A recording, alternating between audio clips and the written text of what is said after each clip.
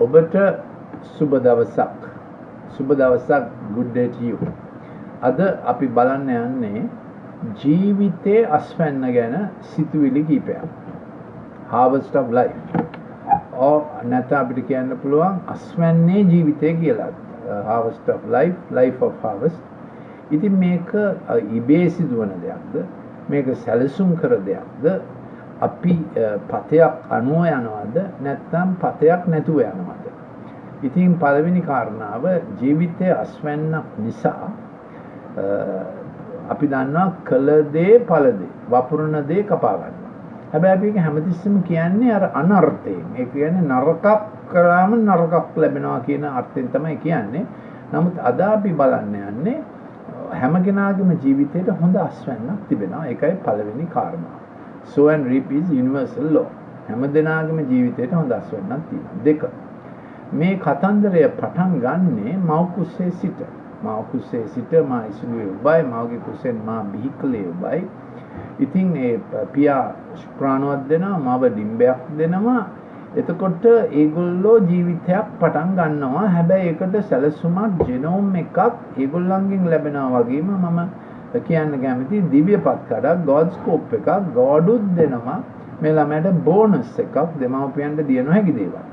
ඒ විතරක් නෙමෙයි මේ දෙමව්පියන්ට දුන්න දේවල් වල අඩුපාඩු නපුරු දේවල් ජය ගැනීමට ඕවර්කම් කිරීමට එයාට ලැබෙනවා. ඉතින් ලොකුම අස්වැන්න තමයි දෙදෙනෙකුට ජීවිතේ තිබිය හැකි විවාහ වී ලැබෙන බබා. ඒක ලොකු අස්වැන්නක් හැටියට තමයි අපිට කියන්න. ඒක තමයි ජීවිතේ විශිෂ්ටතම අස්වැන්න ඔබගේ ජීවිතේට ඔබට ලැබිය හැකි. තුන්වෙනි කාරණාව ඉතින් God හිතනවා මේ අස්වැන්න තමයි හරිම වැදගත් දෙදෙනෙකුට. එම නිසා මේ ලෝකේ හරියට කරගෙන යාමට හරියට විවාහ අවශ්‍යයි. විවාහ ගිවිසුම රැකීම අවශ්‍යයි. විවාහ ගිවිසුමට ඇතුල් වෙන්න අවශ්‍යයි ප්‍රවේශමෙන්. දිගු කල් බලා මොකද මේක හදා බැලීමක් නෙමෙයි පරිශ්‍රණයක් නෙමෙයි ජීවිත කාලීන යාත්‍රාවක් තමයි විවාහය කියන්නේ. ඒකට දරුවොත් ඇයිදී ළඟට මුණුබුරොත් ඉපදෙනවා. එහෙම තමයි පරම්පරා කතාව වංශ කතාවේ සන්තතිය සහ සංතතිය එකතු වෙන්නේ. So the generational story begins in the womb of course. තුන්වෙනි කාරණාව God thinks baby is the most important fruit of harvest. මේ ගෝඩ්ගේ අදහස මේක තමයි වැදගත්ම අස්වැන්න ජීවිතයේ බබා ඊළඟ පරම්පරාව නඩත්තු කිරීම පටන් ගැනීම පෝෂණය කිරීම. So God keeps the world running. දැන් මාසේ මේ God මේ ලෝකය කරගෙන යන්නේ මේ ඊළඟට බබා ඉපදෙන නිසා. එම නිසා ගබ්සා කිරීම ඊළඟ පරම්පරාව නැති කිරීම නාශකය හරිම ධර්ම අපරාධයක් ලෙස තමයි පේන්න තිබෙන්නේ. ඒ විතර නෙමෙයි ඒක නිසා ලෝකෙ විනාශ වෙනවා. දැන් ලෝකේ ජෛව උපත් වලට වඩා වැඩි වෙලා තිබෙනවා ලෝකේ ගබ්සා කිරීම. Excuse me. ඒ නිසා අපිට තේරුම් ගන්න තිබෙනවා මේ ජෛව උපත් හරිම වටිනවා. ඒක තමයි හොඳම ලොකුම වටිනාම අස්වැන්න. ගබ්සා කිරීම මිනිමැරීමක් ලංකාවේ ගබ්සා කිරීම මිනිමැරීමක් තමයි නීති අනුකූලව නමුත් ගබ්සා කිරීම වෙනවා. හතරවෙනි කාරණාව ඉතින් ගර්භාෂයේ ජීවිතය පටන් ගන්නා වූ තවානයි ජීවිතේ පටන් ගන්න තවාන ඒක ඉතා වැදගත් කාලයක්. ඉතින් අපි ජීවිතය ගහක් හැටියට සැලකුවොත් අර ගර්භාෂයේම ඇති වෙන කැලැල්ලේ ගහට තදින් බලපාන්න පටන් ගන්නවා. ඒ නිසා ඒ කාලය ගර්භාෂයේ කාලය තුල දෙමාපියෝ දෙදෙනාම නූපන් දරුවා ගැන විශේෂයෙන් වෙහෙසීම සැලකීම උපරිම යහපතක් කිරීම අත්‍යවශ්‍යයි. ඒ ගැන අපි ප්‍රේසම් වෙමු. එතකොට පස්වෙනි කාරණාව මේ ජීවිතයේ සැලසුම් කර තිබෙන්නේ මහා සැලසුම් කරුවාණන් මහා ප්‍රඥයන් විසින් ඍතුවෙන් ඍතුවට ජීවිතේ ගමන් කරන්න වැපරීමෙන් වැපරීමට වපුරපු දේ තමයි අපි කපා ගන්න. ඒක අපි දන්නවා. ඉතින් එක ඍතුවක නැති වූ දේ අනිත් ඍතුවේදී අල්ලා ගන්න ඒක නැවත ලබා ගන්න බොහොම අමාරුයි. හැබැයි ඒකට දිව්‍ය ගෝඩ්ගේ හෙල්ප් එකක් තියෙනවා. ඒකට රිඩෙම්පෂන් කියලා කියන්නේ නැති වූ දේ සොයා ගැනීම. රෙස්ටොරේෂන් කියලා කියන්නේ ඒ කියන්නේ කඩා වැටුණු දේ යථා තත්වයට ගේම. ඒක හරි අමාරුයි. සම්බන්ධකමක් ගැන හරි අමාරුයි. මේ අවස්ථාවේදී කියන්නේ ඒකට ඉතින් අවශ්‍යයි ගෝඩ්ගේ ප්‍රෝග්‍රෑම් එකක් නැති වූ දේ ලබා ගන්න. ඉතින් දැන් මේ ගැන කියන්න තියෙන්නේ අපිට දීලා තියෙනවා බීජ මල්ලක්. ඒක අපේ ජීවිතේ ලැබුණු බීජ මල්ල තව ලැබෙන්නේ නැහැ. ඒක ප්‍රේසම් කරන්න ඕන. දෙක අපේ ජීවිතයට තිබෙනවා ඇක්ටිවේෂන් කාලවල. ඒ ඍතු පටන් ගන්න කාලවල. මා කුසේ පටන් ගත්තා වගේ දරුවගේ ජීවිතේ පළවෙනි අවුරුදු 5 හොඳම පුරුදු කරන්න. එතකොට පළවෙනි අවුරුදු 3 කවදාකවත් ඩිජිටල් ස්ක්‍රීන් දෙන්න එපා. එතකොට ඒ ළමයා මොලේ හදපු විදිහට තමයි පළවෙනි අවුරුදු 14 ඉතුරු ටික හැදෙන්න තියෙන්නේ. දැන් ඒ ටික බෑක් ට්‍රැක් කරොත් බබා මකුසේදී මොලේ හා හදවත චරිතය ට්‍රැක්ස් හදාගත්ත විදිහ හා පළවෙනි අවුරුද්දේ 3ේදී බොන්ඩ් වුණු විදිහෙන් තමයි පළවෙනි අවුරුදු 14 යන්නේ.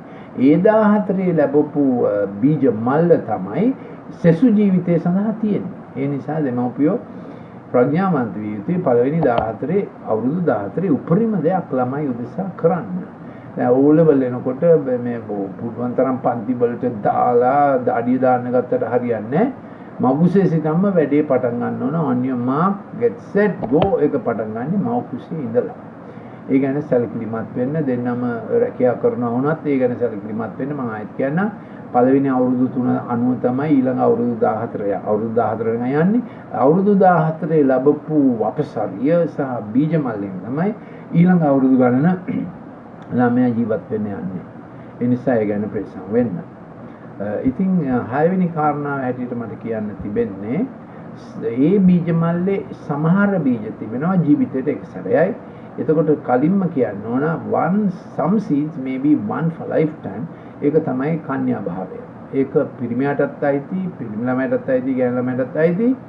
It should be an investment in a lifelong commitment. ඒක ජීවිත කාලීන ගිවිසුමක් තුළ තමයි එකිනෙකා වෙනුවෙන් වපුරන්නේ, එකිනෙකාට ආයෝජනය කරන්නේ. ඒ දවසේ එනකන් සුදුසුම කෙනා එනකන් ඒක රැක ගන්න අවශ්‍යයි.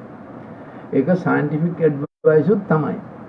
ඒක මේ අධ්‍යාත්මික advice විතරක් නෙමෙයි, scientific advice උත් එහෙමයි. Sexual contact marks forever. මක් නිසාද ඒකේ වෙන පළදුවීම් ජීවිත කාලයක් බලපානවා. ඒක ගැන සුළුවට සලකන්න එපා. තැන එහෙම යෙදෙන්න එපා. මේක ගැඹුරු ගිවිසුමක් නිසා ජීවිත කාලීනව to be faithful lifelong ගිවිසුමකට එකඟ වෙන්න අවශ්‍යයි. එතකොට ඔක්කොම මේ ජීව බීජ අපි අපේ ජීවිතේ bossද lordද නැත්නම් මේ god the lord කියලා අපිට තීරණයක් ගන්න වෙනවා.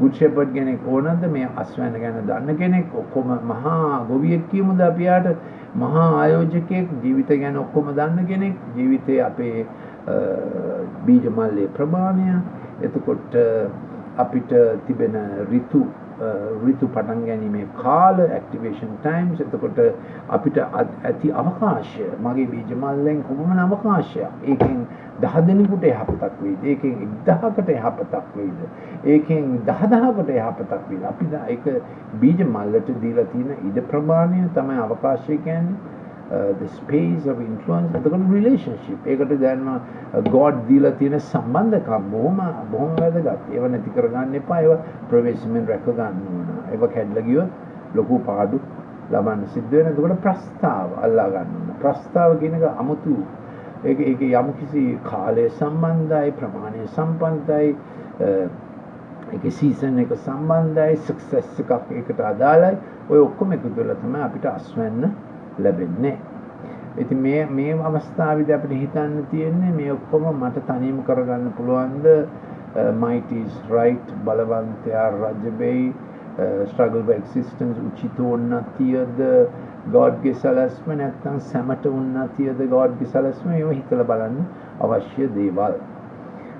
ඉතින් මම හිතනවා මම පිළි අරගෙන තියෙන්නේ මට මේ වෙනස ආවේ මම A level ඉවරලා ටික කලක් යනකොට A level විභාගයෙන් මම ලංකාවේ ප්‍රථමයා වුණා. රසායන විද්‍යාව, භෞතික විද්‍යාව, උද්භිද විද්‍යාව, සත්ත්ව විද්‍යාව හතරම අපි කරන්න ඕන මේ මෙඩිකල් ෆැකල්ටි ඇතුළු වෙන්න ඉස්සෙල්ලා ඒ විභාගයෙන් මම පළවෙනියා වුණා. ඒ කාලේ තමයි මේ ගවේෂණය මගේ හිතට ඇතුළු වුණේ.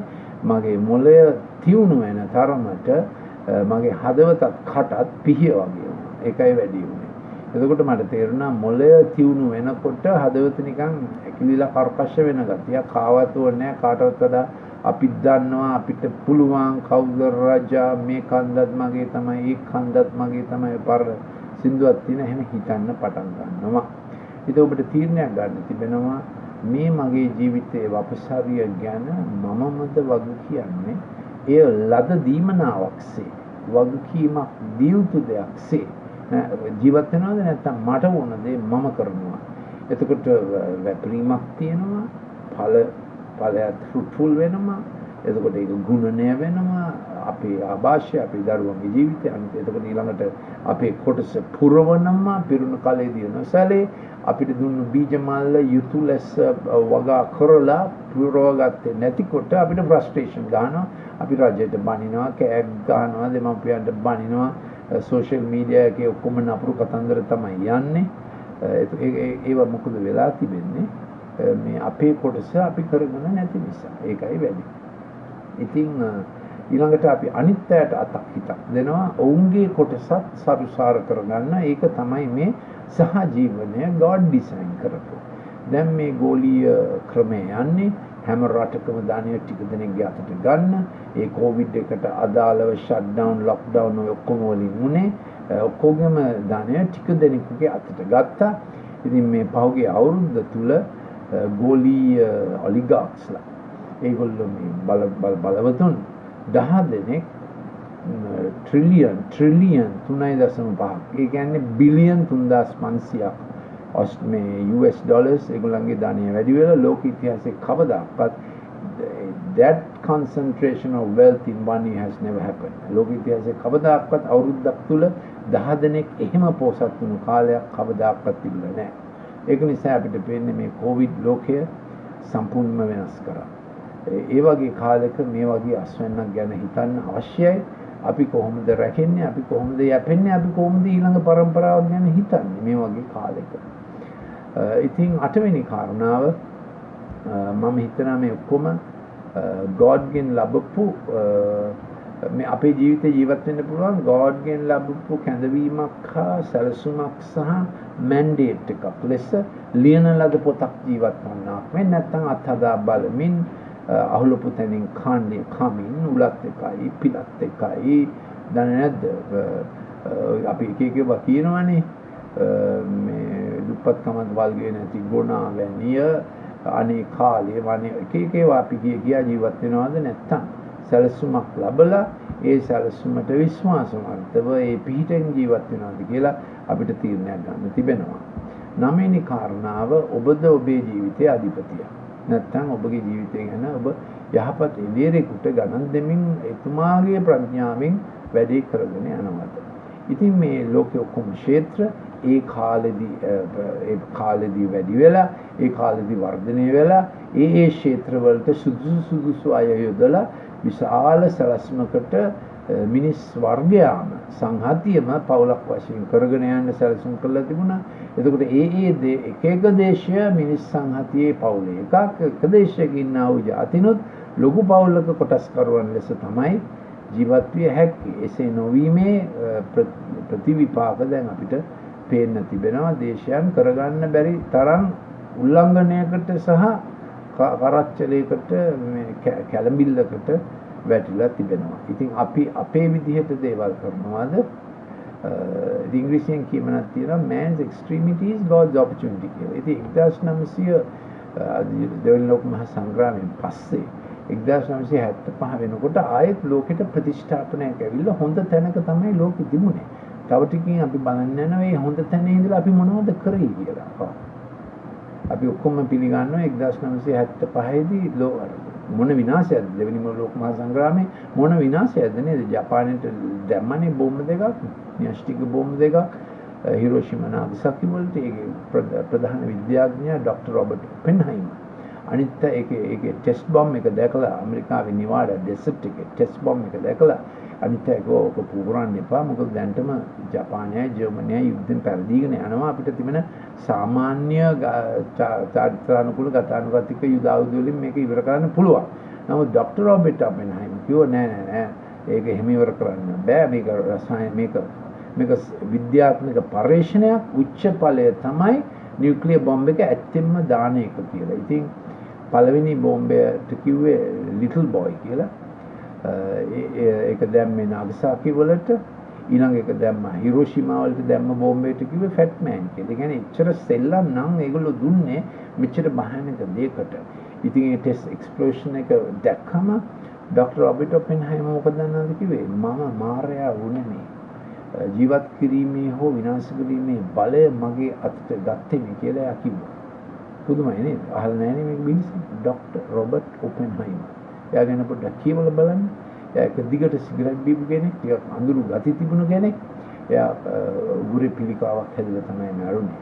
මහා විනාශයකට කර්තෘ ලෙස එයා ක්‍රියා කළා. අනිත් විද්‍යාඥයෝ ඇත්තම කිව්වා මේක කරන්න එපා කියලා. ඉතින් මේ පොඩි කතා ඒක බරපතල කතන්දරයක් මිනිස් ඉතිහාසයේ.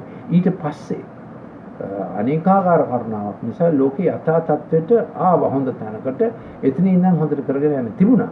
නමුත් උනේ මොකද්ද කියලා ඊළඟට අපි බලමු. දැන් අපි එනවා 11 වෙනි කාරණාවට. මෙන්න ලෝකෙට වෙච්ච දේ. මෙන්න මෙහෙමයි සෙනාරියෝ එක. ඉතින් දරුවන්ගේ ජීවිතය මේ ඩිජිටල් ස්ක්‍රීන් එක නිසා පොඩි කාලෙම කරන ත්‍රාසජනක හොඳ නැති අත්දැකීම් නිසා ඒගොල්ලන්ගේ ජීවිතය මග අසල වගේ වෙලා තිබෙනවා. මග අසල කියන්නේ ඔක්කොම පෑගිලා ගිහිල්ලා ඒගොල්ලන්ගේ කටත් එහෙමයි, කටත් එහෙමයි මම අර කරානේ. මම මේක දැන් 154 බලන්න. මේක ඉංග්‍රීසියෙන් සිංහලෙන් දෙකෙන්ම කරලා තිනවා.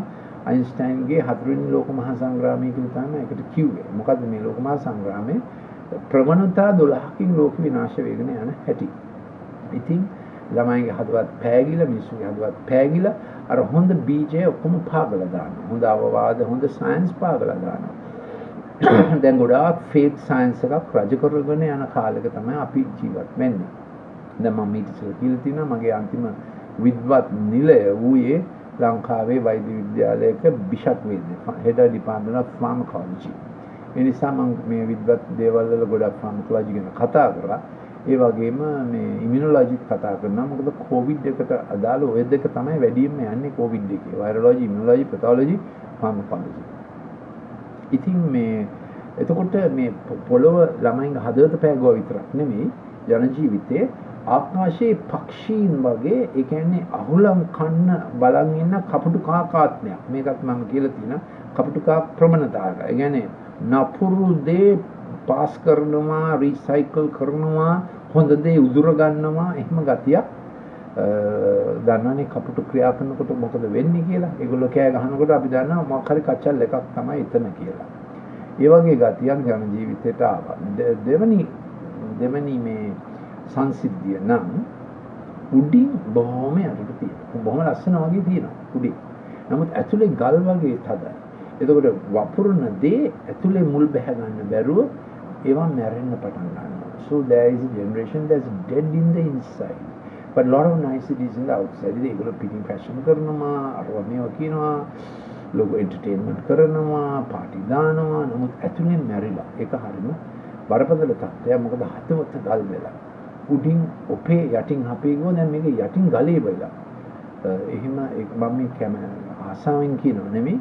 නමුත් ඒක තේරුම් ගන්න ඕනේ. ඒ પરම්පරාවලට වෙලා තියෙන දේ ඇතුලෙන් ගල් වෙලා කාටවත් බෙදාගන්නේ නැහැ. කෘතඥතාවයක් නැහැ. ඒතර ඕනම දෙයක් මට තමයි කියලා. එතකොට ඒක වැවෙන්නේ නැහැ. පැලේ වැවෙන්නේ නැහැ. ඉතින් ඒගොල්ලන්ට දැනෙනවා පැලේ වැවෙන්නේ නැහැ. වැඩි ඉඩක් නැති ලෝකයක අපි ජීවත් වෙන්නේ පාරිත්‍යමයි. තව කෙනෙකුට ඉඩක් දෙන්නෙම නැහැ. ඉතින් මේක ජන ජීවිතයේ නොඑක අංගවලට ගිහිල්ලා එතකොට වෛද්‍යවරු ඉස්සර මිනිස්සුගේ කොච්චර විශ්වාසෙකින්ද නේද? ඒකත් දැන් බොහොම එන්න ජන ජීවිතයේ පෙනී සිටින සුභසිද්ධ දායකයෝ ඒගොල්ලෝ සුභසිද්ධයක් කරනවා කියලා මිනිස්සුන්ට විශ්වාසයක් නැති වෙලා ගිහිල්ලා තියෙනවා.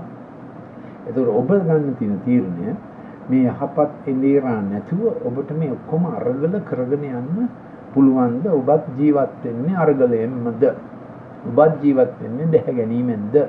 මම ඊට ඉස්සෙල්ලා කියලා තියෙනවා සමහර අය වලස්සු වගේ ගොරවනවා. එතකොට තව කට්ටියක් පරියෝ වගේ අඬනවා.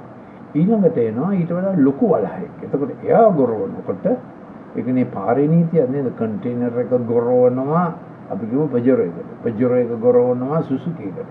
සුසුකි එක ගොරවනවා ඉතින් ස්කූටර් එකකට. එහෙම තමයි ජන ජීවිතය යන්නේ. ඉතින් මම මේක කිව්වේ අර යටින් තද වුණාම උඩින් ගන්න උත්සාහය හරියන්නේ නැහැ. හේතුව මුල් බහින්න මෘදුකම ඇත්ත. මොළොක් ගුණය අවශ්‍යයි. මුල් බහින්න මොළොක් ගුණය අවශ්‍යයි. ඊළඟට මුල් බහින්න වැරදුන දේ ගැන සමාව ඉල්ලන්න අවශ්‍යයි. ශෝක මන්නෝ ආශිර්වාද ලද්දෝ. මොළොක් ගුණ ඇත්තෝ ආශිර්වාද ලද්දෝය. ඊළඟට ඒක නිකන් වතුර නැති පොළවක් වගේ වෙලා. ඔව්. ඒ කියන්නේ දිව්‍ය ගුණයට සාපිපාසවන්න ආශිර්වාද ලද්දෝය. දිව්‍ය ගුණය නැති වෙනකොට අපි බෙදාගන්නේ විවාහය තුලත් බෙදාගන්නේ දිව්‍ය ගුණය. ඉතින් අපිට අහන්න ලැබෙනවා මේ දවස්වල මහා දරුණු කතන්දර නේද? මේක ඉස්සෙල්ලා අපි ඇහුවේ නැති කතන්දර. දිව්‍ය ගුණය අඩු වෙනකොට පොළොව සම්පූර්ණයෙන්ම රත් වෙලා ගල් සහිත පොළොවක මිනිස්සු ජීවත් වෙන්න හදනවා. අමාරු වැඩක්. තුන්වෙනි සංසිද්ධිය තමයි පොළොව හොඳට තිබුණා. නමුත් මම කිව්වේ 1975 ඉඳලා මිනිස්සු වැඩි වැපුරුවේ කටු ජීවිතේට අවශ්‍ය දේවල් නෙමෙයි කටු වෙන දේවල්. පළවෙනි ඉන්ඩස්ට්‍රි එක යුද්ධ ආයුධ. දෙවෙනි ඉන්ඩස්ට්‍රි එක මෝටර් ඉන්ඩස්ට්‍රි. තුන්වෙනි එක ෆැෂන්, IT, confectionery, රස කැවිලි. ඊළඟට කොස්මෙටික්ස්, රූපලාවන්‍ය. ඊළඟට ෆාමසිටිකල්ස්. ඉතින් ගොඩාක් වවාගත්ත කර්මාන්ත කටු සහිත වෙලා අර හොඳ ඵලය එන්නම අඩු වෙලා ගිහිල්ලා දැන් අපි හරි ක්‍රිටිකල් තැනක ඉන්නේ. මේ කටු වැවිලා එන්ටර්ටේන්මන්ට් ඉන්ඩස්ට්‍රි, පීඩෝෆයිල් ඉන්ඩස්ට්‍රි, ඔක්කොම හොස්පිටැලිටි, සෙක්ස් ඉන්ඩස්ට්‍රි මේවා කර්මාන්ත වෙලා මහ පරිමාණය මේ වැවිච්ච කටු ඉතුරු වෙච්ච ඵල ටික සම්පූර්ණයෙන්ම පාගලදායිද කියලා තමයි දැන් මේ කොවිඩ් කාලය අහන ප්‍රශ්නේ. මොකද ඔබ හිතන්නේ? ඒ වගේම දැන් මේ වෛරස් වල අපේ ප්‍රතිශක්තිය ගොඩාක් නාස්ති වෙන දේවල් අපි කරගෙන. ඉතින් මේකයි මානව වර්ගය මුණ දීලා තියෙන තත්ත්වය. ඒකවල හෙල්ත් කියලා ඉල්නස් ඉන්ඩස්ට්‍රි එකක් හදලා තිබෙනවා. ඒකටත් නොඑක් සබ් වෙළඳ බහන්න ගොඩක් වෙළඳ ලෝකෙ පිරලා තිබෙනවා. ඉතින් මිනිස්සු දන්නේ නැහැ සෞඛ්‍ය ඉන්නේ කොහෙන්ද කියලා. ඇත්ත තත්ත්වය විටමින් D සහ සිංක් අපි ගත්තා නම් ඇති වෙන්න මේ කොවිඩ් හැදෙන්නෙත් නැහැ. කොවිඩ් බරපතල වෙන්නෙත් නැහැ. ඒක ඇත්ත තත්ත්වය. ඉතින් කොහොම හරි ඒ තුන්වෙනි තත්ත්වය තමයි අර එන්න කටු වැඩි වෙගෙන යන ලෝකෙ ඉන්නකොට ඵලයක් නැති වෙන තරමට මිනිස්සු විවාහය තියා ගන්නෙම නැතුව ඉන්නේද? මිනිස්සු කිනකාට ද්‍රෝහි වෙයිද? ළමයි හදා ගැනීමට කරන්න ඕන පූජාව දැනටම අවුරුදු 40 දෙමව්පියෝ කරන්න අකමැති වෙයිද? ඒ කියන්නේ ළමයි හදා ගැනීමක් නැතුව ඔහේ ජීවත් වෙයිද වගකීමක් නැතිව?